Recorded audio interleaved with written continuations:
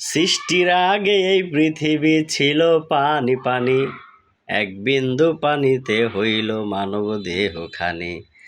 ইসরাফিল ফেরেশতা যেদিন সিংহাতে ফুঁক দিবে, তামাম দুনিয়ায় আবার পানিময় হইবে। 40,000 বৎসর থাকবে পানিময় হইয়া, কুদরতি এক বাতাস আল্লাহ দিবে গো ছাড়িয়া। সেই বাতাসে ঢেউ খেলিবে, ঢেউয়ে করবে ফেনা, সেই ফেনা হইতে হবে একটা বালু কণা।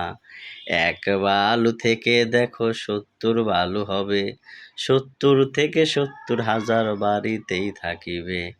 পৃথিবীর মধ্যভাগে আছে কাবা ঘর, সেইখানে করিবে মাওলায় কঠিন হাসর। জেনে শুনে সেই খবর কেমনে ভুলে যাও মন পাখি রে, একবার পিছন ফিরে চাও।